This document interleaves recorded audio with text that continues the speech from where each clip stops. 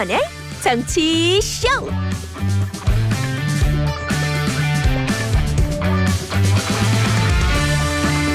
여러분 안녕하세요. 김태현의 정치쇼 김태현입니다. 오늘 조간신문 일면은 고삐 풀린 물가 얘기입니다. 지난달 소비자 물가 상승률이 3.2%를 기록했습니다. 10년 만에 가장 높은 수치죠. 월급과 아이의 성적 빼곤 다 올랐다, 이런 우스갯소리도 있는데요. 달걀은 33%, 휘발유는 27%, 돼지고기 12%, 식빵에 가공식품까지 다 오른 거죠. 근데 앞으로가 더 걱정입니다. 물가 상승에 한국은행의 기준금리는 인상될 가능성이 커졌고, 한국은행도 물가 상승률은 당분간 이어질 거다, 이렇게 전망을 했습니다. 경향신문, 올라만 가는 생활물가 아득합니다. 중앙일보, 물가 3%, 대출금리 5%, 서민 허리 휜다, 이렇게 전하고 있는데요. 관련 소식은 뉴스 언더블락에서 짚어보도록 하겠고요. 10월 3일 수요일, 11월 3일 수요일 김태현의 정치쇼는 이 곡으로 시작합니다. 오늘 첫 곡은 한 시대를 풍미했던 노래입니다. 업타운의 올라올라. 야, 이게 90년대 노래인데 이거 부를 때 아마 업타운으로 데뷔했잖아요. 윤미래 씨가 10대일 때일 거예요. 10대인데 저 랩과 저 가창력을 보여주는 천재의 윤미래를 알 수 있는.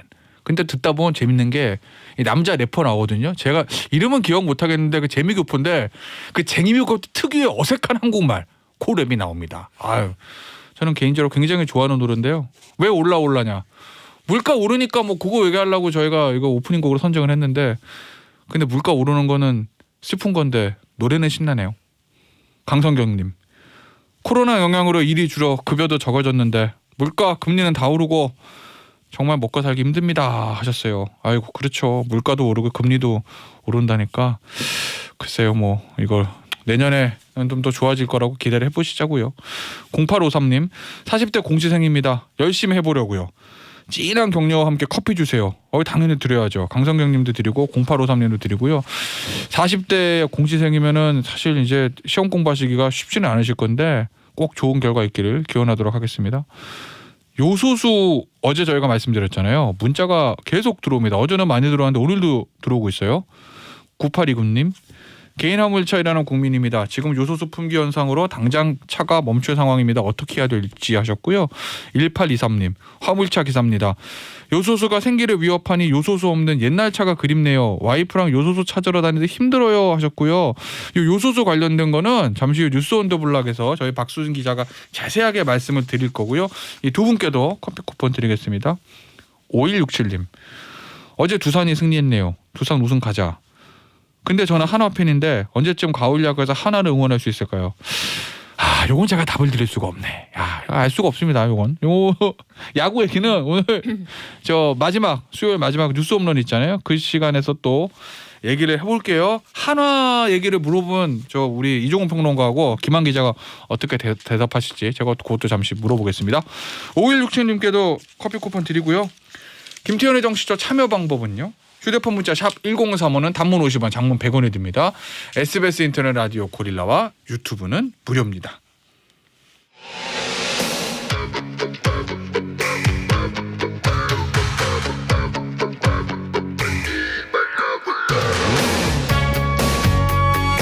지금 가장 중요한 소식들만 간추렸습니다. 뉴스 온 더 블록.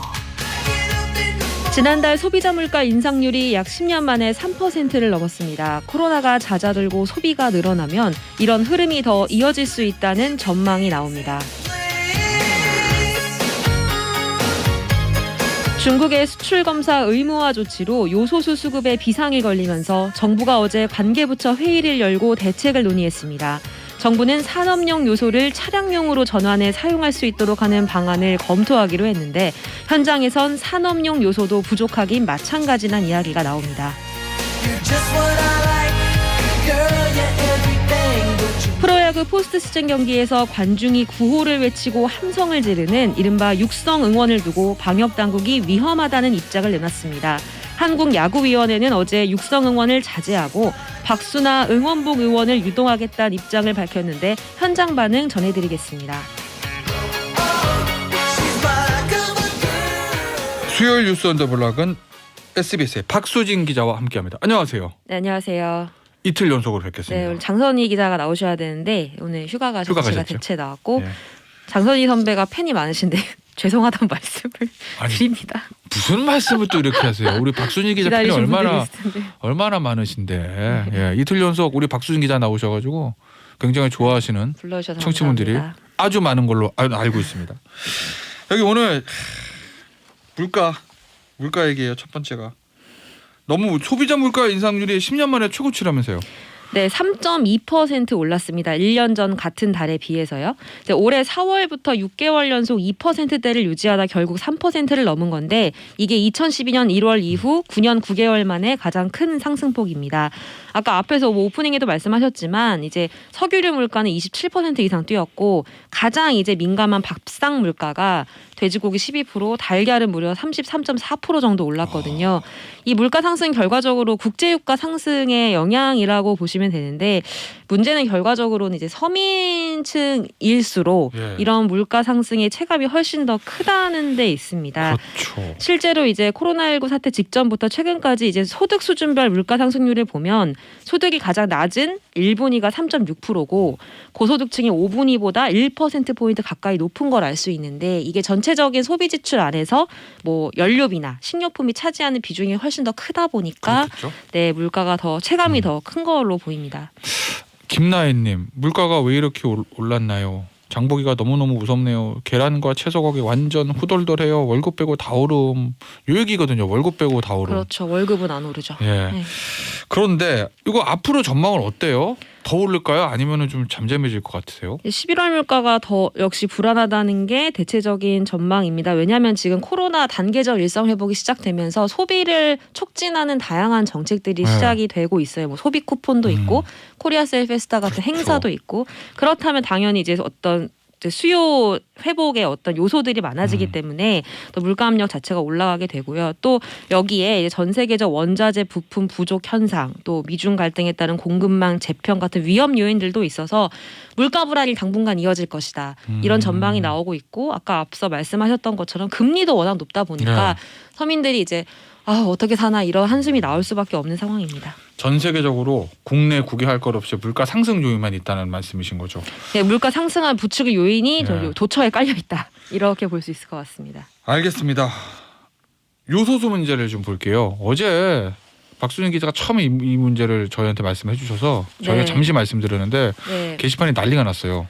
네 화물차 그랬다고 들었습니다. 네. 운전하시는 분들 위주로 해서 계속 요소수 문제에 대한 어떤 본인이 얘기를 좀 해주셨는데 이현중 님도 요소수 개인 거래 사이트에서 한 통에 13만 원에 팔더군요 하셨고요.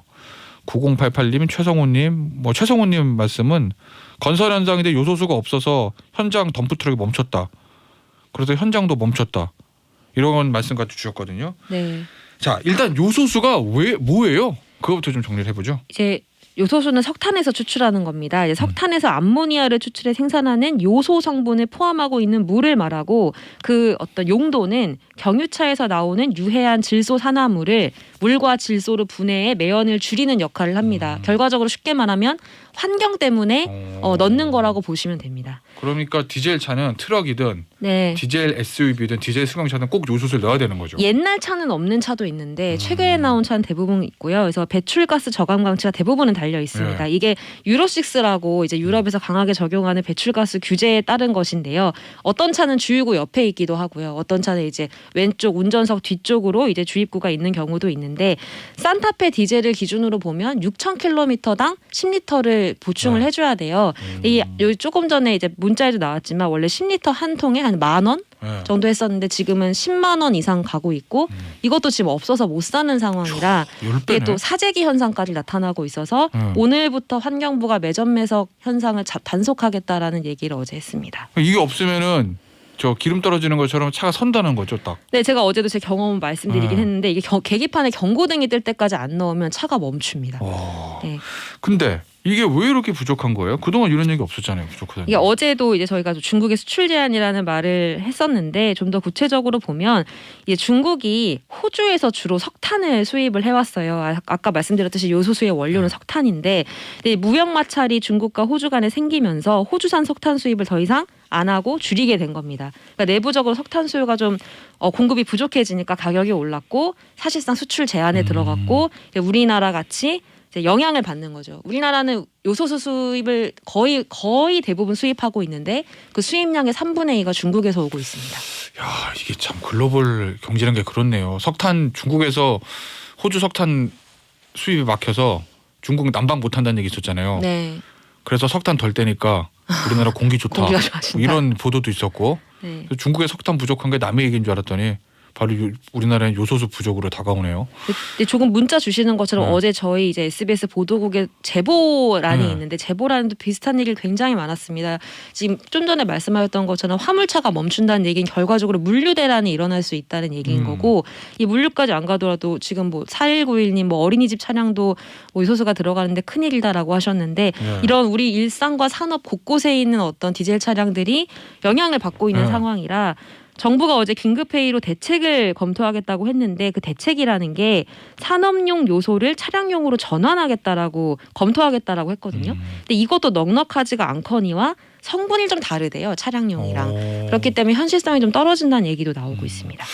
어제 그 박수진 기자 말씀하신 제보 들어왔다는 그 문자가 저희 게시판에도 들어와서 제가 소개를 해드렸는데 화물차가 멈출 거고 그러면 곧 우리도 미국이나 유럽처럼 물류대란이 일어날 수도 있다. 네. 그런 걱정하시더라고요. 김지아님 버스 기사인데요. 버스들도 요소수 넣어야 하는데 큰일입니다.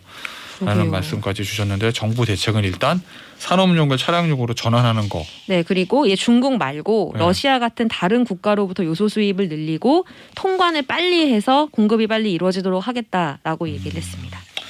알겠습니다. 야구장 얘기 좀 해볼 건데 요거 어제 이제 야구 플레이오프 2차전이 있었거든요. 와일드카드 결정 2차전이 있었는데 있었습니다. 경기 분석은 뭐 이따 뉴스 오는 시간에 하고 어제 요거 야구장 가면 함성을 지를 수밖에 없잖아요. 네. 그거 응원을 금지한 거죠? 지금 정부에서. 현재 원래가 육성 응원이 금지가 돼 있습니다. 원래 금지예요? 원래 이제 4단계 때도 금지가 돼 있었는데 4단계 때는 뛰어앉고 최소 한중만 들어가지만 지금은 다 들어가고 붙어앉고 밥도 먹는데 그러니까 치킨도 먹는데 이게 막 경기가 고조되면 함성이 나올 수밖에 없는데 그거를 막 입틀막 해야 되는 상황인 거예요. 근데 이게 현실성이 없다는 얘기가 현장에서 좀 나오고 있는데 어제 중대본이 마스크를 쓰더라도 계속 말을 하면 마스크의 차단 효과가 떨어지니 위험하다고 이제 사실상 이제 한국야구위원회를 이렇게 막 이렇게 쪄서 대책을 내놔라 해서 어제 오후에 홈런이나 적시타 상황에서는 응원가를 안 하고 박수나 응원봉으로 응원을 유도하겠다라는 얘기를 어제 한국야구위원회가 어제 두 번째 경기 전에 발표를 했는데 어제 두 번째 경기가 굉장히 조금 좀 루즈한 경기가 이어졌잖아요. 그렇죠. 그래서 그 영향인지 모르지만 1차전에 비해서는 응원 소리가 많이 줄었습니다. 그러니까 야구장에서 치맥은 해도 되는데 소리 지르면 안 된다는 거면 네, 맞습니다. 방역 당국의 시각에서는 먹는 것보다 말 많이 하고 막 노래하고 하는 게 더 위험하다라는 거죠. 그렇죠. 팬들 입장에서는 아니 이태원 거리 헬로윈 때 봐봐 술 마시면서 소리 지르는 거 괜찮고 야구장에서 마스크 쓰고 응원하는 건 왜 안 되냐 이런 형평성 논란도 제기하고 있습니다. 알겠습니다. 우리 검찰과 공수처 얘기 좀 해보겠습니다. 공수처에서 어제 손준성 검사를 12시간 조사했다는 거고 오늘은 뭐 김웅 의원 조사한다는 얘기도 있던데요. 네, 어제 손준성 검사가 비공개로 소환이 돼서 오전 10시쯤 출석했다. 기자들에게 공지가 됐고 밤 11시 반쯤 조금 전 귀가했다. 이렇게 공지돼서 한 12시간 받은 것 같고요. 뭐 여기서는 당연히 이제 그 문자 있잖아요. 텔레그램 메신저 손준성 보냄. 너가 보냈냐? 뭐 이런 취재 조사가 이어졌지만 손 검사는 기존 입장대로 전달받은 메시지를 반송했을 뿐 고발장 작성과 전달은 관여하지 않았다고 부인한 걸로 전해졌습니다. 전면 부인. 네. 근데 어제 이제 좀 전에 말씀드렸던 것처럼 이제 언론에 노출이 안 됐어요. 소환하는 모습이 될 거라는 예상이 있었는데 그리고 뭐 저는 공수처 출입을 해본 적이 없지만 통상적으로 진행해 오던 비공식 브리핑도 어제는 없었다고 합니다. 공수처가 굉장히 노출되는 거를 신중하게 꺼리고 있는 모습인데 일각에서는 어떤 부실 수사, 무리한 수사 비판을 의식한 행동이다. 이런 평가도 나오고 있습니다. 그때 구속영장 기각된 다음에 무리한 영장 청구에다 이 비판이 나오니까 좀 공수처가 조심한다. 이렇게 해석이 되는 거군요. 네. 법원으로 가볼까요? 네. 대장동 세 사람 오늘 김만배, 남욱 그다음에 정민용. 정민용 요 세 사람 오늘 영장실질심사 있죠 법원에서. 예, 이제 1시간 정도 후인 10시 반에 김만배 씨가 먼저 이제 심사가 시작이 되고 오후 3시와 4시에 남욱, 정민용 변호사가 예, 이어서 영장실질심사를 받습니다. 김만배 씨는 두 번째고 네. 나머지 사람들은 처음으로 이제 구속 갈림길에 놓이는 상황인 것 같은데요. 유동규 전 본부장에 대한 어떤 배임 혐의가 추가돼서 좀 기소가 된 상황이잖아요. 이 막대한 개발 이익을 챙겨 최소 600억 원 넘는 손해를 성남도시개발공사에 끼쳤다는 배임 혐의가 이 세 명에게도 주요 혐의로 적용이 됩니다. 알겠습니다. 요 세 사람에 대한 영장실질심사 결과는 아마 오늘 밤 늦게 아니면 내일 새벽에 나올 테니까요. 내일 저희가 아마도 정보보고 시간이나 알리올리오 시간에서 요 얘기 좀 다뤄드리도록 할게요. 김은희님, 내일 경기 전쟁일 듯해요. 미라클 두산. 전쟁이죠. 내일 이제 LG랑 네. 붙는 상황인 거죠. LG랑 하는 근데 날이고. 어제 저는 뭐 네. 야구를 잘 모르지만 초반 집중력이 굉장히 좋았던 느낌이 어떻게 네. 안타를 이렇게 다 치나요? 너무 신기했어요. 뭐 LG 팬들이 들으면 난리가 나시겠지만 아 그런가요? 두산은 큰 경기에서 LG한테 잘 지지 않는다. 이거 뭐 진행자의 이 저 사감을 너무 드러낸다. 요 얘기도 오늘 뉴스 언론 시간에 한번 다뤄보도록 하겠습니다. 큰 경기 별로 두산이 LG를 만나서 큰 경기에서 진 기억이 없어가지고 제가. 그렇죠. 중요한 문자가 들어왔습니다. 직접 읽어주세요. 어떤 거? 뭐 마지막 문자죠, 뭐 이현미님. 마지막 문자요. 예. 이거 제가 읽어야 되나요? 그럼요. 네. 예. 이현미님께서 박수진 기자님 어제도 오늘도 내일도 나오시는 거 아니에요? 계속 듣고 싶은 목소리예요. 항상 응원합니다 하셨습니다. 내일은 안 나옵니다. 내일은 조동찬 기자님이 나오시고요. 예. 이현미님께 커피 쿠폰 보내드리겠습니다. 예, 그리고 미라클 두산하신 김은희님께도 사감을 담아서 제가 커피 쿠폰 보내드리면서 오늘 뉴스 언더블락은 여기서 마무리하도록 하겠습니다. 지금까지 SBS의 박수진 기자였습니다. 감사합니다. 고맙습니다.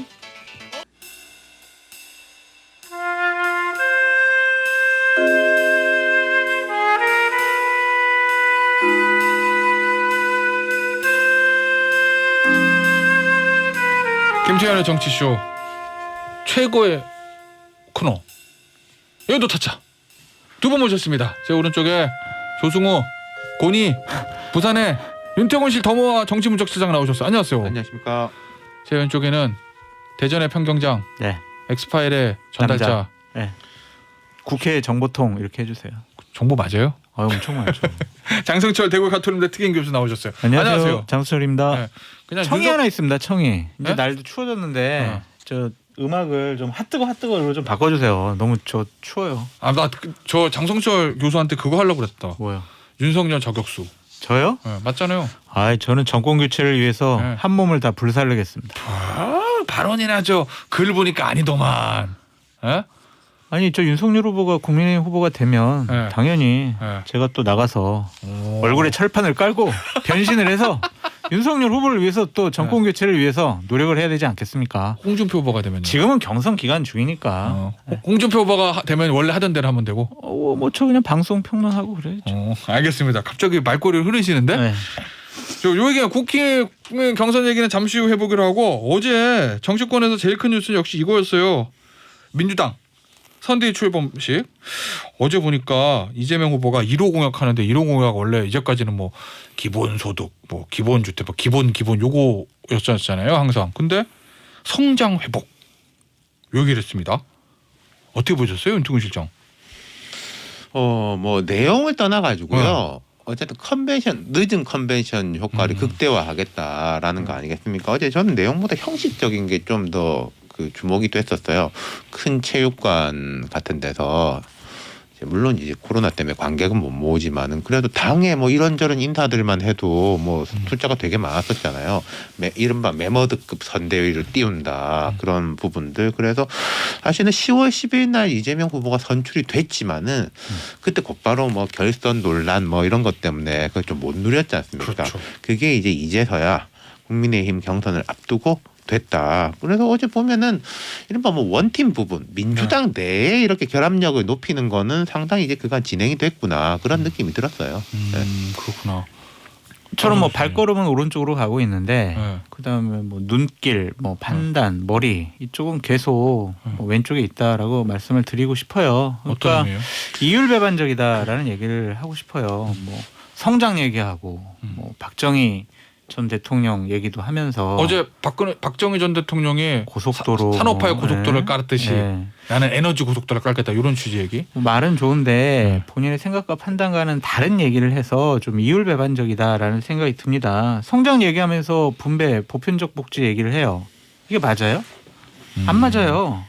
성장 얘기하고 좀 오른쪽에 가는 정책을 얘기한다고 하면서 뭐 보편적인 재난지원금 얘기하고 뭐 음식점 총량제라는 이런 약간 사회주의성 있는 얘기를 합니다. 좀 이거 맞지 않은 것 같다라는 생각이 들고 뭐 공공주택 또 뭐 개발이익 환수제 이런 것도 얘기를 했는데 과연 이게 큰 그림과 그 안에 있는 물감의 색깔이 같은 거냐 어울리냐 그런 의구심이 있습니다. 이 내용적인 부분으로 저도 조금 이야기해 보자면은 뭐 그런 것보다 원래 이제 국민의힘 후보가 되더라도 일정 부분은 진보적인 정책, 뭐 일정 부분은 이제 보수적인 정책 쓸 수밖에 없으니까 그런 칵테일은 문제가 되는 게 아니라고 보는데 이재명 후보가 됐을 때 직후부터 그런 이야기를 했단 말입니다. 과감한 국가 주도로 경제 우상향을 이끌어내겠다. 그리고 어제도 이제 막 박정희의 이제 고속도로, 나는 에너지 고속도로 이런 이야기를 했는데 그 관통하는 게 있어요. 성장이든 분배든 간에 국가의 부분을 되게 중시하는 거. 근데 이제 박정희 대통령 시절은 1965년 뭐 이때지 않습니까? 경부 고속도로가 될 때 지금 이 2021년인데 그게 이제 국가 주도의 이런 부분 물론 국민들이 대통령한테 원하는 거 이제 과감한 실행력 이런 게 있는데 막상 또 이걸 하려고 하면은 뭐 이명박 전 대통령 있지 않습니까? 대선 때 자기가 나 한반도 대운을 한다, 뭐 한다라고 했어요. 520만 표 차이로 이겼어. 그러니까 이 대통령은 야, 난 대선 때 다 약속한 건데 왜 사람들이 반대하지? 라고 하는데 국민들은 아니 당신이 찍을 때 그런 하나하나를 모두 다 페이버를 준 건 아니다. 라는 식의 반발이 있었지 않습니까? 그래서 그 국가 주도 부분에 대한 것이 저는 약간 걸리는 게 있어요. 아 그러면 똑같이 이제 성장을 얘기해도 네. 이재명 후보는 국가 주도의 성장을 얘기하는 거고 뭐 국힘 후보가 선출되지는 않았겠지만 국힘 후보는 뭐 민간 주도의 성장을 얘기를 하게 되겠죠. 거기서 차이가 있다는 말씀이시구나. 알겠습니다. 이재명 후보 얘기 좀 더 해볼게요. 오늘 조간신문 1면에 이 발언이 실렸는데 어제 또 가장 화제가 됐던 발언 중에 하나입니다. 어떤 건지 좀 직접 들어보고 올게요.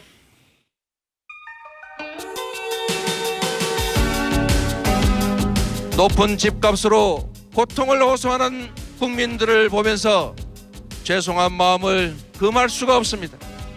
부동산 문제로 우리 국민들께 너무나 많은 고통과 좌절을 안겨드렸습니다. 진심으로 사과의 말씀을 드립니다. 그러나 이재명 정부에서는 이런 일이 다시는 발생하지 않을 것입니다. 집권 후에는 최우선으로 강력하고 대대적인 부동산 대개혁에 나서겠습니다. 일단은 부동산 문제로 많은 고통과 좌절을 들여서 진심으로 사과하듯 말씀드린다. 이재명 정부에서는 이런 일 없을 거다. 유혹이거든요. 어제 이제 언론도 주목하는 건 이 부분이었는데 이재명 정부란 얘기를 7번을 했다고 하더라고요. 그걸 다 센 거예요. 그죠? 예. 이재명 정부 7번 얘기하고 그다음에 문재인 정부의 부동산 정책 실패를 사과. 뭐 실패라는 단어는 쓰진 않았지만 그리고 공급 위주로 정책을 좀 바꾸겠다 이거잖아요. 그럼 어제 요거만 보고 나서 이재명 후보가 문재인 대통령하고 차별에 나섰다.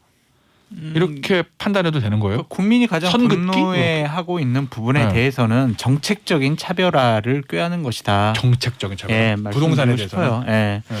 이 부분은 국민들이 가장 분노해하고 있잖아요. 힘들어하고 어려워하고. 이 부분에 대해서 문재인 정권 부동산 정책 잘했습니다. 제가 개선하겠습니다. 할 수 없잖아요. 당연히 이 부분은 건드려야 되는 것이고 그게 첫 번째 문제고 두 번째는 뭐 많이 언론에 나왔지만 대장동 이슈 좀 희석시키기 위한 거 아니냐라는 건데 저는 좀 부탁드리고 싶은 게 있어요. 문재인 대통령께서도 지난 4년 내내 뭐 부동산 문제, 집값 문제 자신 있어요. 명운을 걸겠습니다라고 해놓고 이렇게 폭등시켰잖아요. 이재명 후보 어제 또 얘기했어요. 이재명 정부 명운을 걸고 부동산 문제 해결하겠습니다. 두려워요. 제발 이런 말 하지 마시고 최고의 전문가들 시장에 맡겨놓는 그러한 정책을 뭐 표해 주시기 바란다. 그런 말씀 드려요. 억지로 하지 마시라. 이 부동산 문제 어렵죠. 사실 뭐 야당 후보가 당선된다고 해가지고 금방 해결이 되겠습니까만은 이제 이재명 후보가 두 가지 부담이 있는 거. 현 정부에서 어쨌든 가격이 너무 오른 거. 그다음 대장동 이슈에 대한 거기 때문에 좀 운신의 폭이 좁은데 공급 주도를 하겠다. 공급을 이제 늘리겠다. 근데 보면은 과감한 뭐 공공주택 이런 식에 대한 이야기였는데 지금 그런 것도 앞으로 좀 더 봐야 될 것 같은 게 자 LH 사태 터져가지고 LH를 이제 쪼갠다 뭐 이런 식의 이야기 했지 않습니까? 근데 이번 성남도시개발공사라든지 다른 경기도 쪽에 기초단체 도시개발공사들은 또 문제점들이 있는 거잖아요. 그럼 공공을 누가 할 거냐? 뭐 이런 문제라든지 이런 거 앞으로 이제 넘어야 될 산들이 많을 것 같아요. 그래서 이제 부동산 대장동에 대한 사과는 뭐 아주 작은 거니까 부동산 문제에 대한 사과가 있었던 건데 여기서도 이런 부분은 엿보였던 게 원팀이라든지 민주당이 힘을 합치는 거는 어느 정도 좀 자신이 있다. 시간적인 문제가 해결이 됐고 또 국민의힘에서 11월 5일에 뭐 누구를 선출하든지 간에 또 선출하면 와 저기 이겨야 된다라고 해서 우리 편에 좀 뭉치게 되잖아요. 맞아요. 그러니까 좀 문 대통령에 대한 뭐 차별화랄까 이제 정책적인 변화 같은 경우에 조금 여유가 있는 거죠. 이제는 10월 10일 그때는 되게 여유가 없었는데 이제 여유가 조금 생겼다 이런 느낌이 있었습니다. 그러면 이게 어제 다들 그렇게 얘기한 거잖아요. 이재명 정부 그리고 박정희 전 대통령에 대한 언급, 성장 전환이라는 거. 그게 어떻게 보면 현 문재인 정부가 좀 결이 다른 얘기들을 해서 그럼 이제 완전히 선긋기에 나서는 거냐? 이런 해석들도 있던데. 아니요, 그러니까 그 선긋기라는 것이 어쨌든 변화를 할 수밖에 없는 것이고 문재인 대통령 지금 지지율이 안정적이잖아요, 되게. 그래서. 근데 이제 어떤 뭐 당은 지금 낮지 않습니까? 요 갭이 있는 것인데 이게 당이라든지 후보 지지율이 높아야지 좀 포지티브한 이렇게 선긋기라든지 뭐 이런 거가 될 수 있는데 지금 약간 그게 문제다. 네, 그래서 제가 대통령 지지율이 더 거예요. 낮으니까 높으니까. 높으니까. 그러니까 그게 예전에 박근혜 전 대통령이 박근혜 당시 후보가 이명박 당시 대통령하고 완벽하게 선긋기하고 그렇죠. 대선 나와서 성공했던 것 같은 길을 갈 수가 있느냐 그거는 없느냐 다르죠. 그거는 다르죠. 그 이명박 대통령, 박근혜 대통령 뭐 아예 이제 시작도 달랐고 그리고 그 당시에 이명박 정부 내내 제1야당이 박근혜다. 뭐그 정도였지 않습니까? 그걸 바탕으로 이제 후보가 된 사람이고 이분은 이제 그 연장선에서 온 거니까요. 다르죠. 그렇죠. 그러면 이재명 후보는 어떻게 포지션을 정해야 돼요? 대통령 청와대와 관계가. 저는 그게 제일 궁금해요. 섣부른 차별화는 패배의 가장 큰 지름길이다. 그냥 계속 이재명 정부라는 얘기만 하지 정책적인 차별화는 제가 봤을 때는 부동산 문제에서 끝날 것 같고 그냥 전반적으로 같이 갈 수밖에 없을 것 같아요. 전반적으로는. 제가 뭐 최근에 칼럼도 쓰고 뭐 몇 군데 이렇게 했는데 그 노태우 전 대통령 연결식 이렇게 보면서 그렇게 들었던 게 그 이재명 후보가 벤치마킹 할 수 있는 차별화의 제가 이제 모범 사례가 노태우. 전두환과 노태우의 모범 사례. 예를 들어서 6.29 선언 같은 경우에 이것도 뭐 기획자가 사실은 누구다 뭐 이런 논란이 있지만은 제 후보직을 걸고 민심을 받아들여야 되니까 이거 건의합니다. 라고 하니까 대통령이 후보의 뜻이 그렇다면 저도 받아들이겠습니다. 6.29 선언 됐죠. 맞아요. 그리고 그다음에 이제 세세한 차별화들이 되게 많았었어요. 전두환으로 하면 우리가 항상 그 떠오르는 것이 본인은 이렇게 말을 시작하죠. 노태우 후보는 항상 저는 이렇게 이야기했고 가방 들고 다니는 모습들, 원탁 회의하고 그리고 뭐 이런 것도 있었죠. 배우자는 절대 앞에 나오지 마라. 그런 것도 이제 차별화, 포지티브한 차별화였던 거죠. 그리고 제일 정점을 찍었던 게 그 대통령 선거 슬로건 위대한 보통 사람들의 시대. 이제 중산층 보통 사람 이걸 내가 이끌고 가겠다. 과거 이제 뭐 군부의 강력한 좋게 말해서 강력한 리더십이라든지 나쁘게 말해서 권위주의하고는 내가 군인이지만 선을 긋겠다. 이런 차별화들. 그건 이제 전임자가 볼 때 약간 불편하게 하겠지만은 뭐 나쁜 이야기를 하는 것도 아니고 영린을 건드리는 차별권은 아니라는 말씀이시구나. 그렇죠. 좋은 쪽으로 쌓아가는 차별화였던 그런 식의 차별화를 시도할 거다. 알겠습니다. 국민의힘 얘기 넘어가기 전에 요 하나만 짚어볼게요. 선대위 꾸렸잖아요. 어제 뭐 이낙연 전 대표도 다 들어오긴 했어요. 근데 대부분 이제 선대위를 꾸리면 외부 인사 깜짝 역인 뭐 이런 이벤트라고 그래야 되나? 그게 있는데 어제는 그건 없었단 말이에요. 뭐 앞으로 있을지 모르겠으나 누가 들어올 수 있어? 어떤 정도의 깜짝 인사를 영입해야 효과가 있을까? 모르겠는데 그냥 김종인 위원장 정도 다시 데려다가 쓰시면은 그러니까 뭐 민주당 쪽 사람들이 뭐 그런 이야기 했죠. 김정인 위원장이 이재명 후보에 대해 가지고도 뭐 나쁘게 생각하지 않는다 이런 이야기 했는데 그러니까 메머드급 선대위 어제 떴지만은 보니까 우리 식구들 다 모여라였잖아요. 다 그냥 그런 거. 그래서 제 생각에는 이재명 후보나 선대위에서 계속 그런 뭔가 작업은 하고 있을 것 같아요.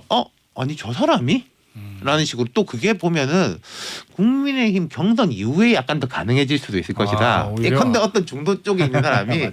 나는 국민의힘 뭐 네. 지금 두 명이 경쟁하는데 네. 저 사람은 절대 안 돼. 난 네. 싫어. 그러니까 저 사람이 만약에 후보가 되면 난 뭐 민주당에 갈 수도 있어. 뭐 이런 식도 있을 수가 있는 거죠. 그거는. 깜짝 영입은 그때 이후에 있을 수도 있다. 네. 재밌겠다. 사람이 별로 없어요. 그냥 깜짝 영입할 네. 만한 사람 인사들이 별로 없어요. 이제는 네. 정치권에서 다 털어가서 그런가? 진영을 확고히 하는 게 더 훨씬 효과적이라고 봐요. 네. 그러니까 깜짝 영입을 해서 플러스가 될 만한 상징적인 상대평 진영의 사람이 이제 거의 없어졌다라는 생각이 듭니다. 진영 논리가 예전보다 더 강해져서 훨씬 강해졌죠. 각자에서 진짜 데려갈 수 있는 사람 각자 다 진영에 포진돼 있기 때문에 네. 남아있는 사람이 없다 이렇게 없어요. 들립니다. 저는. 네, 없어요. 안타까운 얘기네요. 네.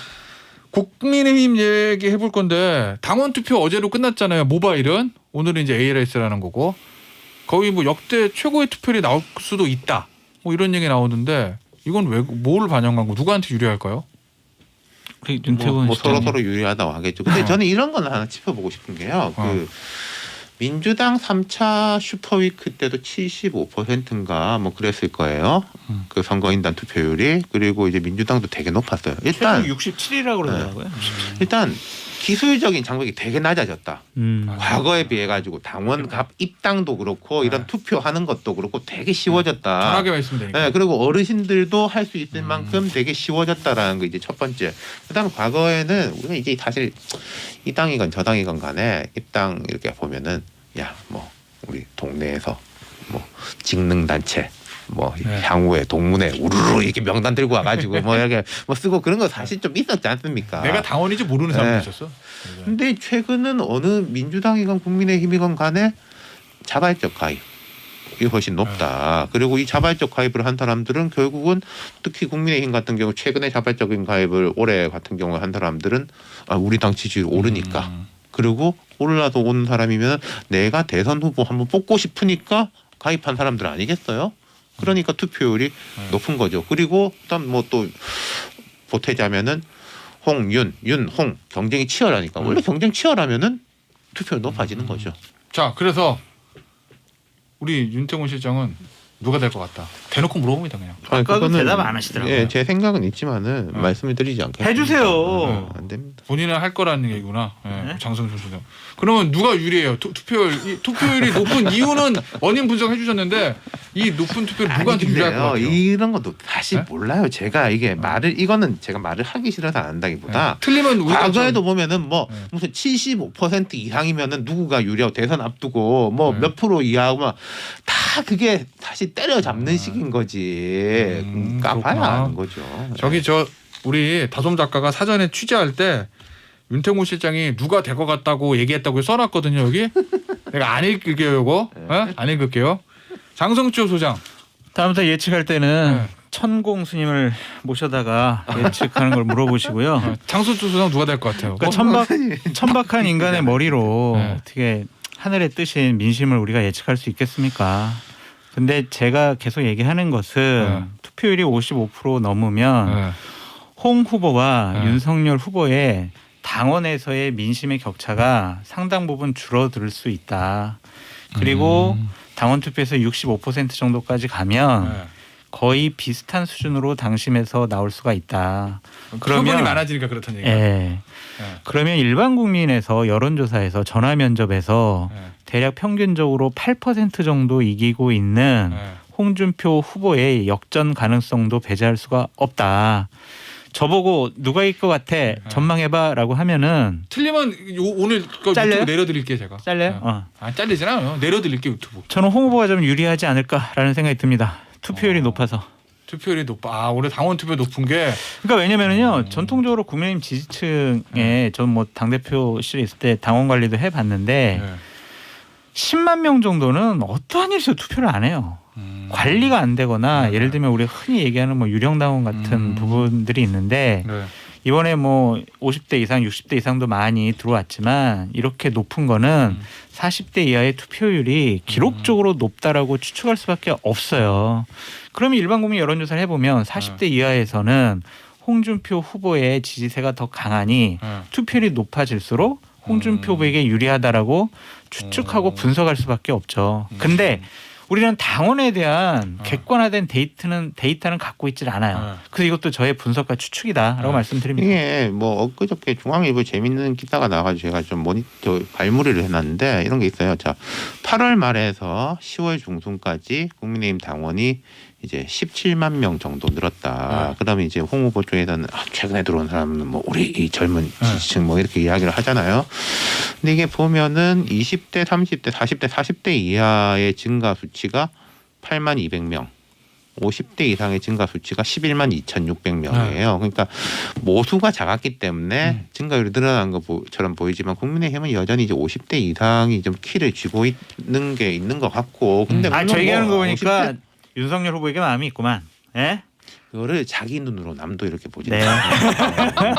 그런 부분이 있는데 근데 저는 이제 과제를 이야기하고 싶은 건 있어요. 두 사람 다 약간 공통된 과제가 있다고 과제. 보는데 지금 이제 장 소장님 말씀하신 것처럼 20대가 이번 경선 참 좌지우지 많이 했죠. 홍 후보의 이제 이런 맞아요. 뭐 확 부스팅된 게 20대 그 20대에서부터 30대 초반 중반까지 확장되어 온 이런 흐름인데 근데 저는 이런 게 있어요. 홍 후보가 사실 커리어라든지 지금 캠프 구성이라든지 20대한테 되게 이제 매력적인 그게 있느냐, 뭐 개인의 개인기 말고 저는 약간 고개가 갸웃거려져요. 그렇다면 이제 20대가 이런 표현을 쓰고 싶은데 픽한 후보란 말이에요.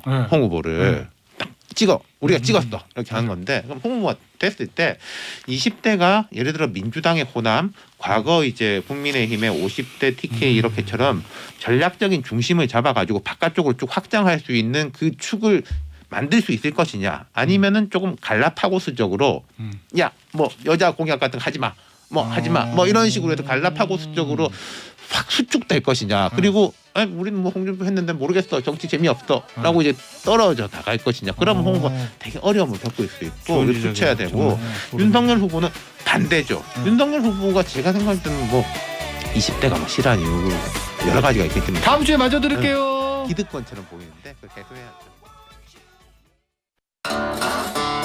쇼는 계속되어야 한다. 김태현의 정치쇼.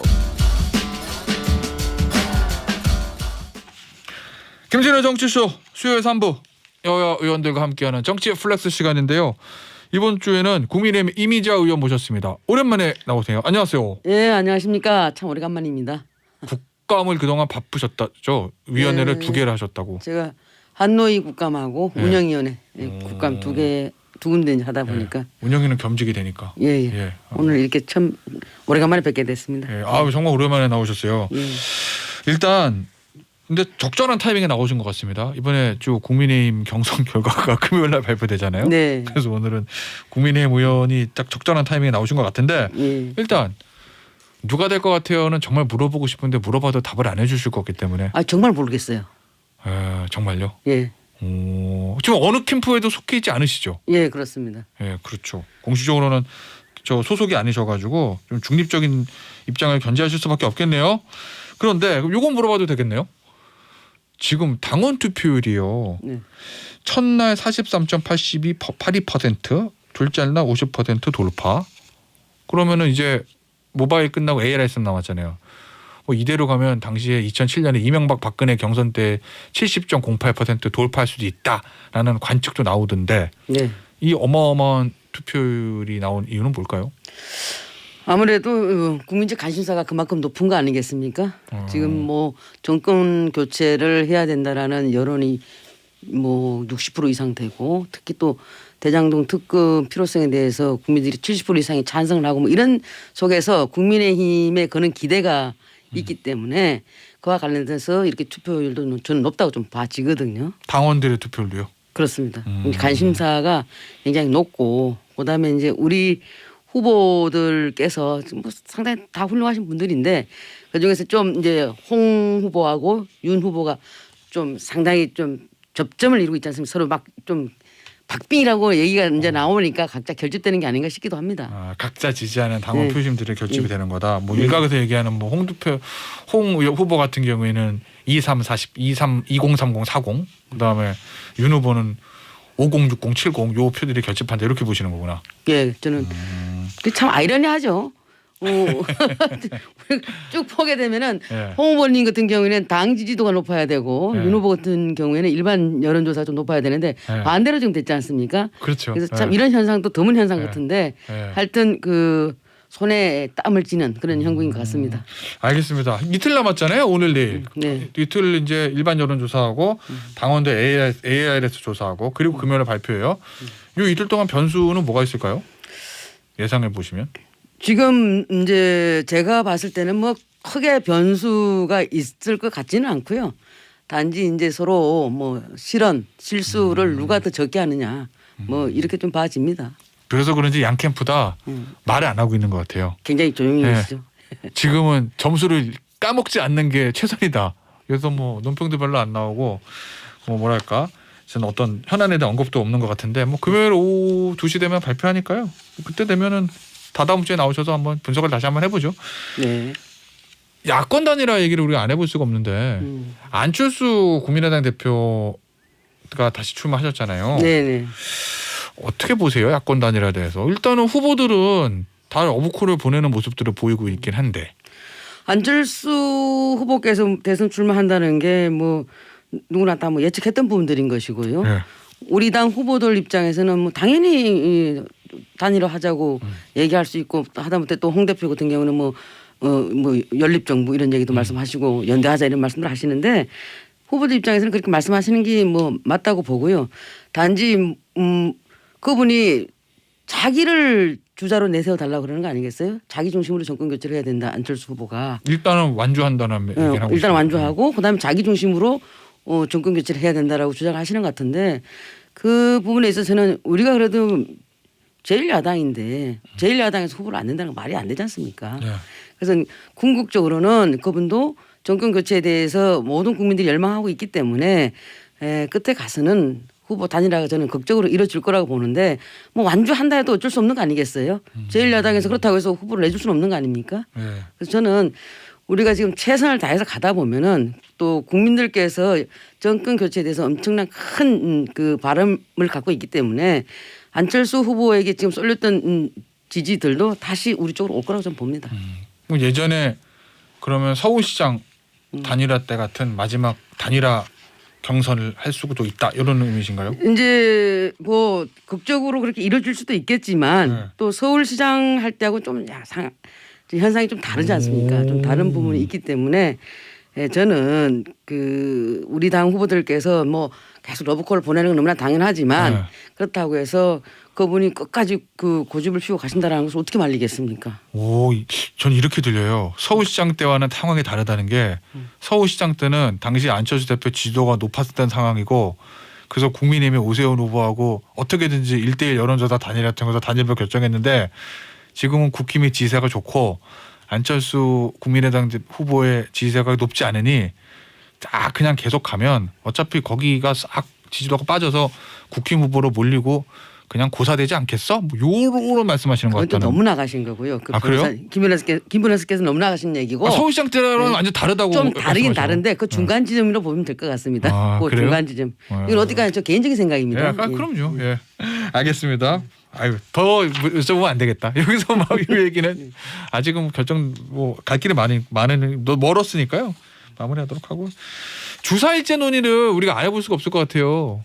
왜냐하면 심상정 후보는 예전부터 주사일제 얘기를 했었고, 근데 이번에 이재명 후보도 주사일제 얘기를 꺼냈잖아요. 네. 근데 우리 이미자 의원님은 노동계에서 워낙 오래 일하셨기 때문에 이 부분에 대한 나름의 확고한 식견과 이걸 가지고 계실 거 아니겠어요? 주 4일째 근무를 하자라고 뭐 심상정 후보도 그렇고 이재명 후보도 말씀하시는 것 같은데 주 4일째를 어떻게 하겠다는 얘기는 지금 말씀 안 하시고 계시지 않습니까? 지금 어떻게 하겠다는 건 주 어떤 의미인가요? 4일째는 지금 현재 법적으로는 주 40시간으로 돼 있지 않습니까? 그러면 예를 들어서 주 4일째 근무다라고 한다면 현행 유지로 간다면 하루에 10시간씩 하고 주 4일째 하겠다는 얘기인지 네. 현재를 유지하면서 하겠다는 얘기인지 아니면 근로시간 단축 그럼 예를 들어서 뭐 하루 8시간 해고 48, 32시간제로 가겠다는 얘기인지 그 방법에 대해서는 아직 나와 있지 않습니다. 아, 중요한 거는 둘 다 노동 시간이겠구나. 총 노동 시간. 그렇습니다. 그래서 저는 근로시간 단축을 얘기하고자 한다면은 우선적으로 노동 생산성과 그다음에 또 시급제 임금 근로자들에게는 임금이 확 줄여요. 감축됩니다. 네. 그렇기 때문에 이 부분에 대해서 어떤 방법을 갖고 있는지 이런 부분들이 논의되지 않고 이렇게 얘기하는 것은 굉장히 바람직하지 않다. 지금 현재 가장 더 급한 얘기는 뭐냐면 5인 미만 사업장에 계시는 300만 노동자들이 아직도 근로기준법 적용을 받지 못하고 있습니다. 그렇죠. 이분들은 주 40시간 관련돼 갖고도 상관이 없고요. 그래서 저는 이런 걸 논하기 전에 우선 먼저 5인 미만 근로자들에게 어떻게 우리가 근로기준법을 적용해 줄 것이냐. 왜냐하면 5인 미만 사업장의 사업주들은 대부분 보면 영세 사업장이거나 소상공인들이거든요. 그러면 이분들에게 우리가 어떻게 지원을 해주고 그다음에 노동자들에게는 또 근로기준법 적용시키 주고 이런 부분들이 먼저 논의가 돼야 되는 거지 주 4일째만 떡 던져놓고 어떻게 하겠다는 방법은 없고 이건 오히려 더 대기업 노동자들하고 진짜 영세 사업장 노동자들하고 격차만 더 벌려놓는 거 되거든요. 그래서 우리 당의 공약은 제가 이제 우리 당의 환경 노동 쪽 공약 개발 단장입니다. 네. 5인 미만 사업장 근로자들에게 근로기준법을 적용시킬 수 있는 방안들을 지금 여러 가지로 강구하고 있습니다. 거기 전 우선적으로 더 급하다고 봅니다. 알겠습니다. 그건 우선적으로 급하다는 말씀이시고 그러면 주 4일제 요거 자체에 대한 의원님의 소신은 어떤 거세요? 지금 현재 5인 미만 사업장은 아직 현재 그 주 40시간 해서 52시간 제도가 네. 올 7월 달에 5인 이상 50인 미만이 이제 적용되고 있거든요. 네. 아직 그 52시간 제도 이제 연착륙돼 가고 있는 시점에서 또 코로나 팬데믹으로 인해 가지고 상당히 또 경제가 어렵지 않습니까? 이 시국에 이렇게 얘기한다는 것은 좀 적절치 않다. 그리고 임금이 감소되는 부분, 감축되는 부분에 대해서는 어떻게 보존해 줄 것이냐. 그게 중요한 거예요. 아직은 좀 시기상조다는 시기상조다. 입장이시네요. 그리고 우선 현재의 근로시간 관련돼 가지고는 지금 4차 산업혁명이 도래된 이 시점에서 주 40시간에다가 12시간 정도 연장이 가능한 52시간제를 노사가 저는 총량제로 했으면 좋겠어요. 1년 총량제로 해서 주 4일 근무를 하든 주 3일 근무를 하든 아니면 뭐 이제 노사가 자율적으로 자기네들이 그 범위 내에서 하는 쪽으로 가도록 해야지 너무 이렇게 제한하고 규제해서는 안 된다. 저는 이렇게 생각합니다. 아직은 시기상조고 더 중요한 건 총 노동 시간을 어떻게 할 것인지. 노사가 자율적으로 좀 하도록 해줘야 된다. 노와 사가 서로 합의를 하면 자율적으로 좀 해나가도록 해줘야 되는 거지 너무 이렇게 타이트하게 좀 하는 것은 현재의 4차 산업혁명 시대에도 바람직하지 않다. 알겠습니다. 무슨 말씀이신지. 예. 현안에 대한 질의가 좀 더 있어야 될 것 같은데요. 요소수 문제. 예. 이게 사실 어제 오늘 굉장히 뜨거워요. 지금도 문자 계속 들어오는데 1116님 예. 요소수 파동 장난 아닙니다. 주유소에 동났어요. 정부에서 신속히 조치 취해줘야 돼요. 이런 말씀하셨는데 예. 이제 요소수가 환노에 관련된 문제고 예. 지난해 국감에서 이 문제 제기하셨다고요. 예, 요소수 문제. 작년 국감 때 제가 요소수 관련돼 가지고 환경부에다가 여러 가지 이제 문제를 제기했었는데요. 예. 요소수가 사실은 이제 디젤 차량에서는 없어서는 안 될 부분이지 않습니까? 이 요소수가 들어감으로 인해 가지고 저감 장치하는 SCR 여기에 사용해서 촉매제로 인해 갖고 우리가 배출을 갖다 저감하는 건데 굉장히 그 엉망이었어요 관리가 제조 수입 해는 부분부터 시작해가지고 그다음에 보관 온도라든가 보관 기간이라든가 이런 부분이 상당히 좀 그 부실하게 관리가 되고 있어서 작년에 제가 굉장히 질타를 많이 했었거든요. 그런데 올해 또 드디어 이런 일이 터지네요. 심지어는 어떤 일이 있었냐면은 분명히 거기 보면 제조 그 회사가 있을 거 아니에요. 그럼 제조 회사를 한번 찾아가 봤어요. 근데 제조 회사가 없는 거예요. 없어요. 그럼 뭐예요? 일반 가정집이 나오더라고. 가정집이요? 그래서 이게 문제가 상당히 심각하다고 작년에 제가 지적을 했었는데 아직 이게 개선이 안 된 것 같습니다. 다시 한번 짚어보도록 하겠습니다. 일단 지금 요소수 부족 사태 원인으로 지목되는 게 중국에서 수출을 좀 제한을 한다. 예. 왜냐하면 호주에서 석탄이 수입이 안 돼서 그렇죠. 원료엔 석탄이 없으니 요소수 못 만들어서 부족하니까 수출 제한한다는 건데 오늘 아침 조간신문 보도 보니까 정부에서 어제 내놓은 대책이 뭐 산업용을 뭐 가정용, 차량용으로 전환하겠다 요거라던데 이 정부 대책은 어떻게 보세요? 좀 제가 봤을 때는 그 부분도 좀 문제가 많죠. 문제가 많고 여기서 뭐 간단하게 말씀드릴 수 있는 사항은 아니고 네. 어쨌든 정부가 내놓는 얘기들이 저는 좀 신뢰할 수도 없고요. 네. 그래서 이 부분은 좀 더 제가 들어가서 한번 자세히 봐서 국민들에게 좀 피해 가시지 않도록 다시 한번 한노위 차원에서 얘기하도록 하겠습니다. 그러니까 당장 정부나 국회에서도 뾰족한 대책을 만들기는 쉽지 않은 문제라는 말씀이시구나. 그러니까 이 부분이 좀 사각지대에 놓였던 것 같습니다. 관리도. 예, 그래서 다시 한번 가서 살펴보도록 하고 그러니까 탄소 중립도 중요하지만 지금 환경부 장관은 지금 영국 가 있지 않습니까? 네. 그런 이런 부분들 놓쳐서는 안 되는 거죠. 알겠습니다. 환경 얘기 하나 더 해볼게요. 지금 뭐 탄소 중립이 굉장히 중요한 시대의 화두로 떠올랐어요. 예. 근데 문재인 대통령이 어제 이제 이번에 유럽 G20 방문하시는 길에 제26차 유엔 기후 변화 협약 당사국 총회 여기 이제 정상 섹션에 참석을 했는데 2030년까지 국가 온실가스를 2018년 대비해서 40% 감축하겠다 이렇게 발표했다는 거예요. 예. 이 발표 내용에 대해서 여러 가지 평가가 엇갈립니다. 종전 목표보다 14% 상향했다, 14% 상향했다. 아유 과감한 목표다. 탄소 중립 해야 되는 거 아니냐? 이런 것도 있는 반면에 그거 되겠어? 현실적으로 걱정되는데 이런 평가도 있어요. 의원님 평가는 어떠신가요? 지금 이 탄소 중립 관련돼 가지고 전번에 민주당에서 그 국민 패싱 그다음에 야당 패싱 뭐 이렇게 해 가지고 법안을 통과시켰지 않습니까? 근데 거기서 조금 더 나가서 거기 법안에 보게 되면은 18년도 대비 35% 상향 조정했는데 여기서 이제 더 나가서 40%를 해놨는데 이 부분에 대해서 산업계는 산업계대로 또 시민단체는 시민단체대로 상당히 불만이 많습니다. 14%더 올렸으니까 이만큼이면 된 거 아니야 하는 것은 정부밖에 없는 것 같고요. 시민단체는 시민단체대로 18년 대비 50%는 가야 된다. 그리고 또 산업계에서는 너무 따라가기 벅차다. 근데 문재인 대통령께서 이번에 그 COP 26에 참석하기 위해서 이걸 상향 조정을 부랴부랴 했다는 얘기가 있는데 그러면 어떻게 할 것이냐가 없어요. 어떻게 40%를 상향 조정해서 이걸 어떻게 실천할 것인가 없는 거예요. 이게 그게 문제라는 거죠. 목표는 지금. 있는데 달성할 수 있는 수단이 목표는 없다 이런 대통령 말씀이시고요. 지금 이제 임기 7개월 정도밖에 안 남았는데 목표는 갖다가 던져놨는데 이걸 어떻게 할 것이냐. 예를 들어서 탈석탄은 어떻게 할 것이며 탈석탄이 됐을 경우에 그럼 노동자들은 어떻게 전환을 시킬 것이며 비용은 얼마나 들고 그다음에 또 그 2040년도 돼야 굉장히 우리가 탄소가 많이 배출되는 데가 철강 아니겠습니까? 네. 철강 같은 경우에는 수소 환원 제철 그런 기술이 필요한데 그게 2040년도나 돼야 이 부분이 가능하다고 그러거든요.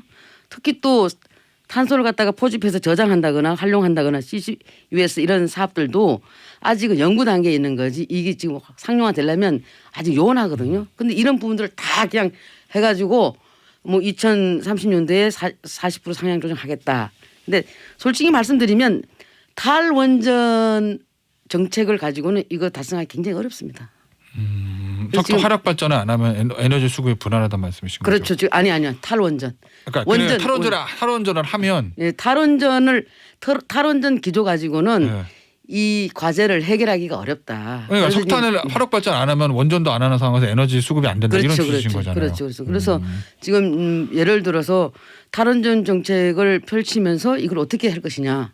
이 부분에 대해서는 지금 답을 지금 못 내놓고 있지 않습니까? 뭐 재생에너지를 한다는 둥 이렇게 말씀하시는데 그게 사실 불가능하다. 그래서 미국과 프랑스도 다시 이제 소형 모듈 원자력, 그러니까 SMR 이런 부분들을 갖다가 이제 개발하고 있는 거거든요. 네. 이제 안정성의 문제인데 이 안정성에 관련돼 가지고도 우리나라도 지금 연구하고 있어서 탈원전 가지고는 2050년도 넷제로를 갖다가 하겠다. 이 자체가 어불성설이다. 지금 그렇게 말씀드릴 수 있습니다. 현재의 기술로서는. 알겠습니다. 오늘 저 국민의힘 경선부터 안철수 후보와의 단일화 문제, 그 다음에 우리 이미자 의원의 전공이신 환경, 요소수 문제까지 골고루 짚어봤어요. 오늘 이미자 의원 오랜만에 나오셔서 감사드리고요. 정치플러스는 다음 주에는 민주당의 박주민 의원과 함께합니다. 오늘 이미자 의원님 감사합니다. 고맙습니다. 3부 끝곡은요. 보이존의 노래 노메로 왓 들으시고 저는 4부에 돌아오겠습니다.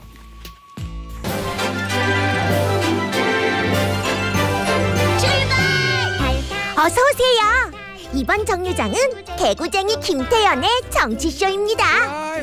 채널 고정.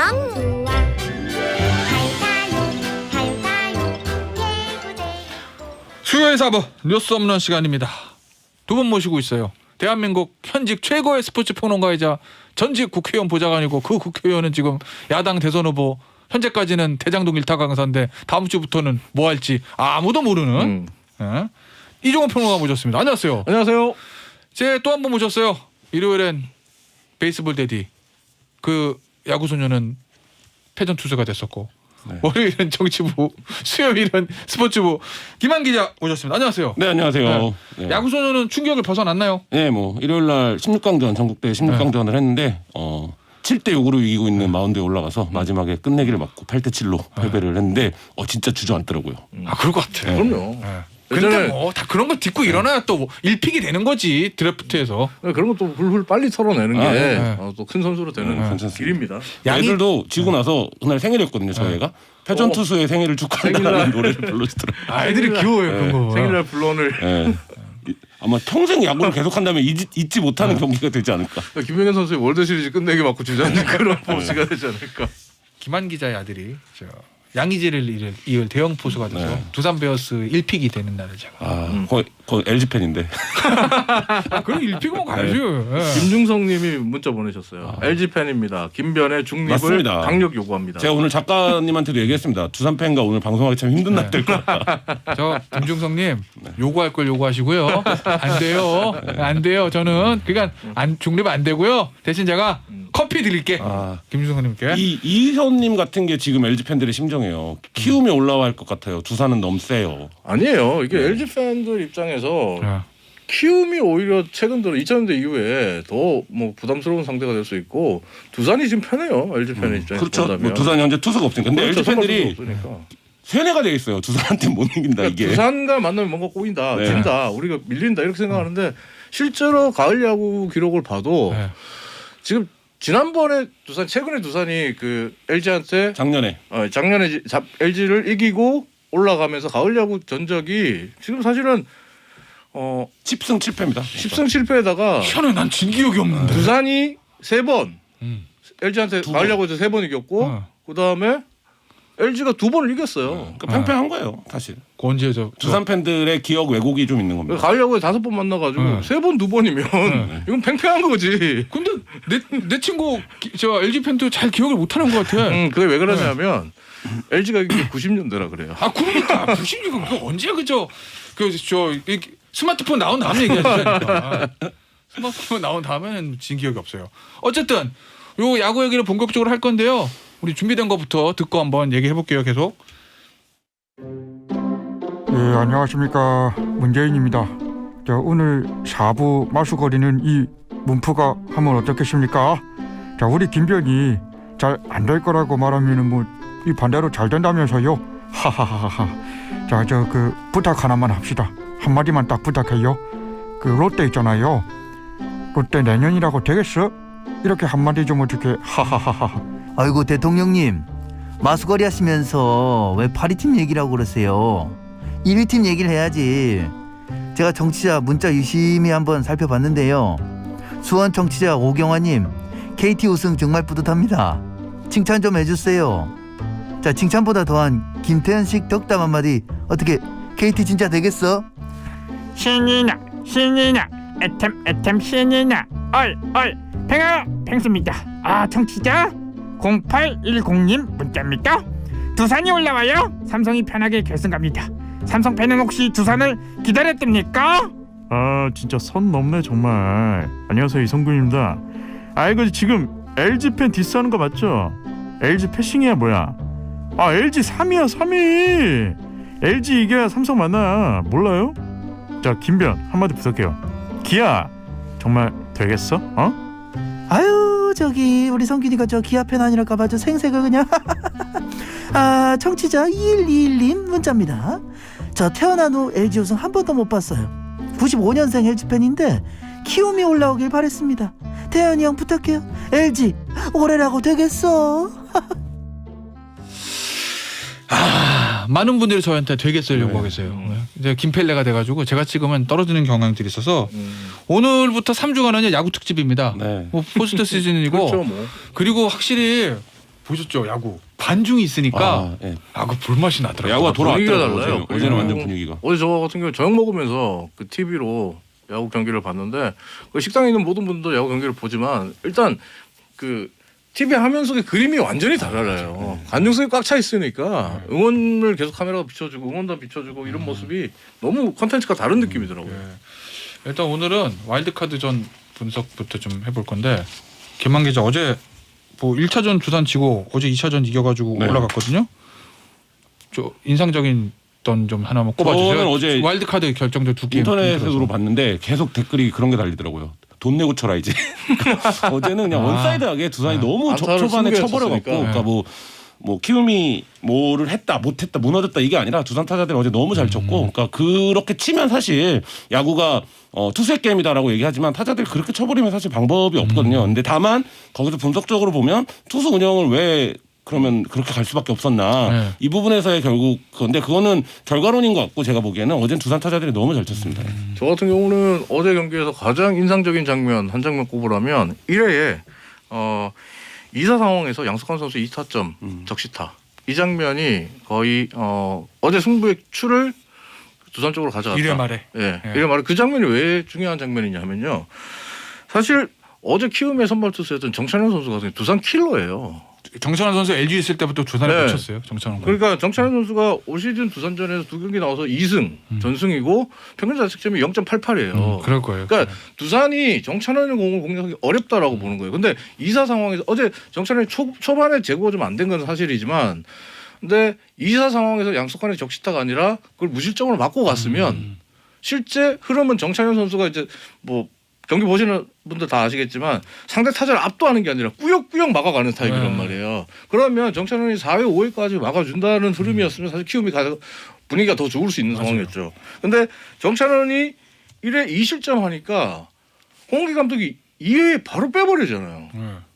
근데 홍기 감독 같은 키움의 홍기 감독 같은 경우는 저는 좀 아쉬운 게 정찬원 선수를 너무 빨리 뺐다. 한 녹점까지 주고 그거 가도 될 텐데 저거 불안하다고 판단해서 너무 빨리 뺐다. 그래서 키움이 투수 운영에서 한현희를 조기 투입하는 승부수를 던졌는데 이게 꼬여버리니까 키움으로서는 경기 중반까지 끌려갈 수밖에 없는. 어제 정찬원 선수를 빨리 강판시킨 게 저는 전날 김태형 감독 인터뷰에 심리전이 통했다고 봐요. 김태형 감독이 뭐라고 했냐면 안우진 공은 칠 수가 없는데 너무 빠른데 정찬원 공은 그렇게 안 빠르기 때문에 우리가 칠만하다. 정찬원 공은 칠 거다 이렇게 인터뷰에서 얘기를 해버렸거든요. 근데 1회 양석환 선수가 말씀하신 대로 쳐버리니까 키움 입장에서는 사실 어제 경기 전까지는 키움 흐름이었거든요. 왜냐하면 투수에서 투수 매치업이 너무 차이 나니까. 매치업에서 키움이 우위였기 때문에 근데 어제 정찬원 선수가 1회에 그렇게 맞아버리니까 사실 키움 입장에서는 조금 심리전에 말린 게 아닌가 이런 생각도 그러니까 선발 들더라고요. 매치업에서 우위를 키움이 스스로 포기해버린 거잖아요. 그렇구나. 선발 투수가 2점 줬다고 해서 2회에 뺄 건 아니거든요. 김동중님 정확한 표현입니다. LG 출신 정찬원이 LG 출신 양석환에게 패한 경기. LG 출신들이 지배한 경기였죠. 저는 뭐 어제는 뭐 거의 원사이드한 타격전이었으니까 그렇다 치고 저는 두 게임 보면서 제일 인상 깊었던 거는 그거예요. 1차전 키움 선발 투수 안우진이 긁히면 칠 수가 없다. 그러니까 안우진이 올해 리그에서 선발로 뛴 선수 중에 유일하게 평균 구속이 150이 넘는 투수예요. 그러니까 우리가 150 넘는 투수가 있는데 평균으로 따지면 한 145 정도에서 그렇죠. 수렴이 되는데 안우진만 150이 넘고 이 수치는 선발 풀시즌을 뛴 수치로는 김광현 선수 이후에 처음입니다. 거의 그러니까 한 10년 만에 돌아온 평균 구속 150이 넘는 투수이기 때문에 어제 1차전 같은 경우에 뭐 안우진과 이정호가 지배한 경기였죠. 저는 안우진 선수가 지금 국가대표 영구 자격 제명이잖아요. 상실이잖아요. 저 학교 때 학폭 때문에. 아마 내년에 아시안 게임이나요? 내년이죠. 내년에 아시안 게임이나 그 다음 뭐 WBC 이런 거 앞두고 안우진 선수 징계 해제 문자가 나올 것 같긴 해요. 왜냐면 악마의 재능이기 때문에 이게 참아야 돼요. 그래도 악마의 재능에 국제 대회 나갈 수가 없어. 이런 얘기를 이제 누군가 할 거고 그때 또 시끌시끌 하겠죠. 또 어쨌든 긁히니까 칠 방법이 없더라고요. 대단한 투수긴 해요. 악마의 재능이라는 표현이 맞는 것 같아요. 오늘 뭐 지나간 저 와일드카드 결정전은 여기서 마무리하고 이종호 선수 얘기 안 해요? 작가가 이종호 선수 팬이라고 꼭 해달라던데 지금 3주째 이종호 선수 원고에 넣고 있는데 자 우리 다솜의 픽 다솜작의 픽 이종호 선수 잘하긴 잘하더라 진짜. 잘했죠. 1차전 승리 주역이잖아요. 사실. 1차전에 김강률을 무너뜨린 게 이종호고 전율이 오더라고요. 그래서 사실 김재환 선수의 홈런으로 투런홈으로 4대4가 됐을 때 두산 분위기인데 이거? 라고 저도. 봤는데 야 이정우가 분위기를 또 바꿔버리더라고요. 7투 하나 들어갔다 놓치질 않대. 저는 올 시즌 내내 그 생각을 왜 했는데 이렇게 한탄하면서 얘기해요?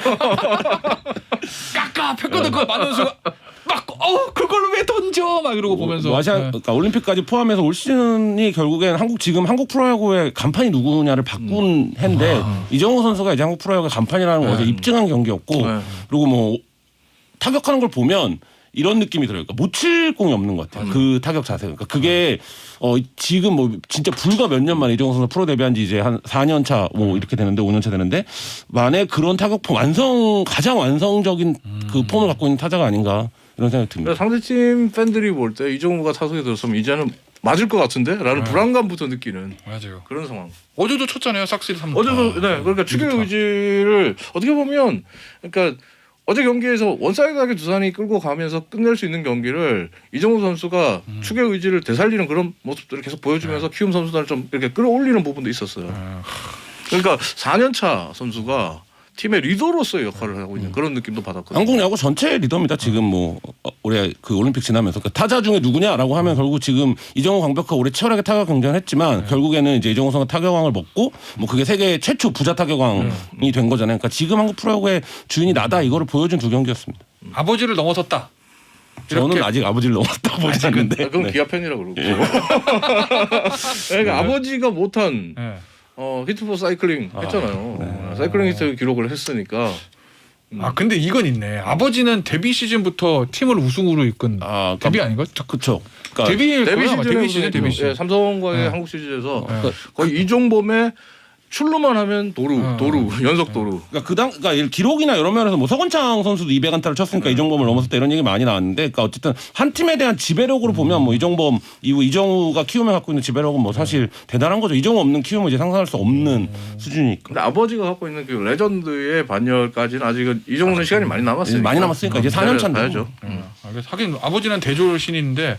맞아요. 대졸 신인이고 군대도 지금 면제 받았죠. 알겠습니다. 자, 내일 드디어 이제 LG와 건골일척의 승부. 저의 시즌의 목표는 두산의 우승. 근데 두 번째 목표는 LG의 탈락. 올라가도 그냥은 못 보내. 요겁니다 저는. 너무 오늘 아침에 오는데 마음이 무겁더라고요. 두산 팬과 방송할 생각을 하니까. 어떠세요? 저는 LG가 2대0으로 이길 거라고 봅니다. 두산이 투수가 없어요. 그건 그래. 너무 결정적인 문제입니다. 객관적인 양 팀의 전력을 비교 분석하면 LG가 우위예요. LG가 우위인 건 분명해요. 맞아요. LG가 우위에 있고, 왜냐하면 수아레즈 켈리라는 원투펀치가 확실하게 있고 게다가 여기에 이제 임창규도 요즘 좋은 모습이고, 그러니까 그 3전 2선 승제이기 때문에 일단 원투펀치가 확실한 팀이 유리하거든요. 근데 두산은 미란다가 없기 때문에 실질적으로 지금 오늘 1차전 선발로는 최원준 빼고 나면 사실은 2차전 선발, 3차전 선발 누가 될지도 모르는 상황. 감독도 모를 거예요 지금. 그런 상황이란 말이에요. 그날 당일날 이제 경기 컨디션 보고 선수들 컨디션 보고 이제 판단해야 되는 그런 상황이 될 건데, 이제 문제는 두산 LG는 그러니까 LG 팬들이 기억의 왜곡이 있다고 할 정도로 그러니까 이게 전력 외 변수. 그러니까 플러스 알파가 있는 경기란 말이에요. 그러니까 두산은 항상 플러스 알파를 갖고 있긴 해요. 그러니까 전력적으로 보면 LG가 유리하지만 이 플러스 알파가 어떻게 작용하느냐가 이제 달라질 텐데, 저는 그러니까 LG 같은 경우는 가장 불안 요소가 지금 오지환의 부상이거든요. 주전 유격수인 오지환이 부상당하면서 구본혁 선수가 이제 대체 선수로 들어올 가능성이 큰데, 포스트 시즌은 사실은 센터라인 특히 유격수 쪽에서 실책 나오면 무너지는 거예요. 그 부분에서 구본혁 선수가 어떤 모습을 보여주느냐가 실제로 LG의 그 불안 요소를 좀 해소할 수 있냐 없냐를 결정할 것 같아요. LG가 두산 경기 두산은 외국인 투수가 없고 LG는 외국인 타자가 없거든요. 보호가 이제 엔트리 안 넣겠다라는 건데, 그러면 결국에 LG 타선이 두산 타선에 비해서는 LG 타선의 화력이 떨어지기 때문에 LG에서는 지금 그러면 홍창기 선수가 출루를 하고 그 다음에 누가 해결을 할 거냐. 김현수가 해결을 해야 되는데 김현수가 지금 시즌 막판부터 계속적으로 또 가을에 좀 약한 이미지가 있잖아요. 김현 선수가. 그러니까 그 부분이 LG 입장에서 문제고, 두산은 선발 투수가 누가 나오던 한 3, 4회까지만 버텨주면 팽팽하게. 어차피 불펜으로 가면 두산이나 LG나 불펜을 해볼 만한 거기 때문에 그 초반, 그러니까 1차전 한 3회까지가 굉장히 중요하다. 그래서 LG가 선점을 뽑으면 투수진으로 압도를 할 수 있을 거고, 그렇지 않으면 뭐 좀 길어질 수 있다 시리즈가. 근데 어쨌든 객관적 전력은 LG가 확실히 우위죠. 김현수가 막혔을 때 이제 사실 오지환이 역할을 해주면서 풀어주는 역할을 할 수 있는데, 구본혁에게 지금 오지환의 역할을 기대할 수는 없거든요. 공격에서는. 그러니까 수비만 지금 탄탄하게 해주길 바란다면, 타선에서는 김현수가 어쨌든 이 꽉 막힌 변비 타선에 뭐 뚫어주는 뚫어뻥의 역할을 해줘야 돼요. 그 LG는 사실 고속도 변수예요. 그러니까 마지막 경기에 지금 두산 팬들이 LG 팬들이 기억의 곡을 아끼지 않는 양석환의 홈런 9회 말 투아웃에. 근데 이제 고석이 시즌 막판에 굉장히 부진했거든요. 근데 이제 고석이 어떻게 돌아오느냐 이 부분도 LG한테는 굉장히 중요해서 저는 1차전이 굉장히 중요하다라고 봅니다. 저는 전력 분석을 하면은 무조건 LG가 이기죠. 왜냐면 저 수아레스 켈리고 두산은 투수가 최원준 빼고는 없는데 뭐 이길 수가 없는데 제가 하나 믿는 구석은 그 큰 경기는 전력의 그 기라는 게 있는데 제가 지난주 토요일 날 야구가 재밌었잖아요. 그날에 순위가 모든 순위가 결정난 날이었는데 그날 이 포스트 시즌 올라가 상위 팀들이 KT, 삼성, 두산, 키움 다 이겼어요. LG도 지긴 했지만 LG도 올라가는 상승팀이었지. 아니 근데 다 이겼는데 LG만 켈리를 내고도 졌단 말이에요. 근데 그 경기는 사실은 잡아야 되는 경기거든요. 무조건 이겼어야 되는 경기. 근데 그거 지는 거 보고 역시 아니 앞에 두 게임 잡았잖아요. 뭘 3연승을 바래. 근데 저는 지금 켈리를 내고 테디가 두산 팬이니까 근데 1차전에서 두산 수비가 매끄럽지가 않았거든요. 전혀 두산 같은 수비가 아니었어요. 그러니까 개판 쳤지 뭐. 네, 중계 포지션이라든지 여러 가지 포메이션에서 근데 사실 그 부분도 우리가 기억하는 가을에 강력하고 압도적인 두산 압살할 것 같은 수비 이런 모습이 1차전 2차전도 마찬가지였는데 좀 떨어진 것도 변수가 될까. 그러니까 그게 전제가 돼야 가을 두산이 있는 건데 그러니까 그 부분에서 예년에 비해서는 수비력이 많이 좀 떨어진 모습 뭐 이것도 좀 변수가 될 것 같아요.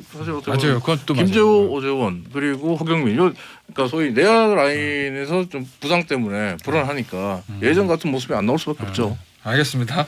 다음 주에는 LG와 두산 결과 및 삼성과의 아마 1차전이 다음 주가 아마 월화 1차전 1, 2차전은 저 플레이오프 하고 나서 저희가 수요일이니까 아마 삼성 팬들은 무조건 두산이 올라오길 바랄 겁니다. 지금 우리 상위 팀들은 다 두산에 올라오길 바라죠. 두산 투수가 없기 때문에. 투수도 없고 그냥 지쳐서 올라오길 바라고. 유성아님 저는 KT 팬이에요. KT 창단 처음으로 프로야구 정규리그 우승했어요. 축하해 주세요. 저희는 두산이 올라가는 게 더 좋은 것 같아요. 화이팅 하셨고 이은주님 그래봤자 삼성이 우승해요. 싸우지 마요 하셨습니다. 요 KT와 삼성 얘기는요 다음 주와 다다음 주 해보도록 하고 오늘은 배구 얘기 좀 해보겠습니다. 여자 배구 V리그 시청률 지금 폭등한다거든요. 근데 상식적으로 얼핏 보면 뭐 올림픽에서 좋은 성적을 올리긴 했지만 쌍둥이의 여파도 크고 뭐 김연경 선수가 떠나고 그래서 시청률이 그리 올라갈 것 같지는 않다라는 예상도 있었는데 왜 이렇게 올라간 거예요? 배구계 현장에서도 사실은 그 이번 시즌 시작하기 전에 조금 걱정하는 목소리가 있었어요. 왜냐하면 지난 시즌에 시청률이 1%대를 찍었거든요. 그러면서 거의 정점을 찍는다. 이제 한국 프로 스포츠 최고의 시청률 보증 수표는 여자 프로 배구다. 김연경 효과가 크다 뭐 이렇게 분석을 했는데 그러다 보니까 현장에서도 올 시즌은 0.8만 유지했으면 좋겠다. 0.8 넘고 간혹 1% 나오고 이러면 좋겠다. 김연경이 빠지기 때문에 그리고 쌍둥이 논란도 있었고 그렇기 때문에 여자 배구도 인기가 좀 빠지지 않을까 하고 걱정을 했는데 뚜껑을 열어보니까 웬걸 정반대 현상이 나오는 거예요. 더 올라가요. 아마 이거는 제가 볼 때는 확실히 도쿄올림픽의 4강 신화가 굉장히 큰 역할을 했다 이렇게 봅니다. 근데 저는 스포츠 채널을 보는 고정층이 있는데 그러니까 스포츠를 기본적으로 좋아하는 사람들이죠. 이 시간에 스포츠 채널을 본다는 건데 야구가 지금 반토막이에요. 그러니까 시청률이. 그러니까 야구에 대한 관심이 떨어지는 거에 대한 반사 효과가 좀 있고 뭐 지금 말씀하신 대로 여자 배구는 원래 김연경 선수가 국내에서 뛴 작년 말고도 이전부터 굉장히 탄탄한 층이 있었어요. 사실 그러니까 동영상 같은 것들도 보면 여자 배구 하이라이트 동영상 조회수 굉장히 높거든요. 그러니까 늘 보는 사람이 있어 왔는데 예전에는 야구가 한참 좋을 때는 그래도 야구 먼저 보고 뭐 이런 이제 시청 패턴이 있었다라고 하면 지금은 이제 오히려 여자 배구를 먼저 보는 뭐 이런 게 지금 시청률 수치로 좀 반영이 된 게 아닌가. 아니 뭐 이제는 그 중개사들이 야구랑 여자 배구를 같은 시간대 편성하는데요. 근데 편성하면 이겨요 여자 배구가. 근데 그나저나 여자 배구가 올해 도쿄올림픽에서 좋은 성적 거뒀으니까 내년에 아시안 게임 있죠. 네. 그러면 완전히 이제 새로운 세도 교체해야 되는 거잖아요. 김연경 선수 떠나고, 그다음에 김수지, 양효진 선수 거의 다 떠나고, 감독도 떠나고. 어떻게 해요? 세도 교체는? 감독은? 우스갯소리로 김연경 선수에 대해서는 협회에서 뭐 은퇴에 대해서 알겠다라고 했는데 김수지, 양효진에게는 대답을 안 해줬다는 얘기가 있습니다. 그래요? 6명이한테 3명이 빠지면 뭐 어떻게 합니까? 사실 협회 입장에서도 이해는 가죠. 그러니까 선수의 선택이긴 하지만. 그러면 감독 선임부터 문제잖아요. 지금 감독 세자르 신인 감독 뽑았잖아요. 아 뽑았어요? 네, 바뀌었어요. 그 네. 라바리니 감독 말 세자르 신인 감독도 굉장히 또 국제 배구에서 명성이 있는 감독이라. 근데 한국 배구가 김연경이라는 스타에 의존해서 뭐 10년 넘게 지금 해왔지만 기본적으로는 이제 좀 조직적인 플레이 뭐 이런 것들로 가야 되고 전술적인 어떤 왜냐하면 기본적으로 신체 열세가 있기 때문에 그러니까 그런 부분들에서 보강을 할 거고 저는 근데 김연경 선수가 빠지더라도 이게 다른 나라와 달리 우리나라가 국제대회 나갈 때 합숙을 오래 하기 때문에 조직력 측면에서는 상당히 좀 그 영향을 발휘할 수 있다 이렇게. 저는 세자르 카드가 굉장히 좋다고 생각하는 게 뭐냐면 세자르 감독이 원래 이제 전력 분석관 출신이에요. 그러니까 비디오 분석과 전력 분석, 그러니까 상대 전략 분석하고 우리 팀의 전략을 짜는 그런 쪽의 역할을 해왔던 쪽으로 유명하고 실제로 터키라든지 유럽에서도 인정받는 전력 분석관이었거든요. 그러면서 이제 사실 선수들을 감독으로서 지휘해 본 적은 없지만 전력 분석이라는 측면에서 강점이 있으니까 분명히 제가 볼 때는 지금 김한 기자 얘기한 대로 우리는 장기간 합숙이 가능한 나라이기 때문에 이런 전력 분석에 탁월한 전문가가 온다면 팀이 시너지를 더 받을 수 있다 이렇게 봅니다. 알겠습니다. 오늘 뉴스 없는 시간은요 여기서 마무리하도록 하겠습니다. 지금까지 이종훈 평론가, 김한 한겨레신문 기자였습니다. 감사합니다. 네, 고맙습니다. 저희 김태현의 정치쇼 지금 유튜브 라이브가요 조금 원활하지 못한데 양해 부탁드립니다. 저는 오늘 물러갔다가 내일 다시 돌아올 거예요. 지금까지 김태현의 정치쇼 김태현이었습니다. 감사합니다.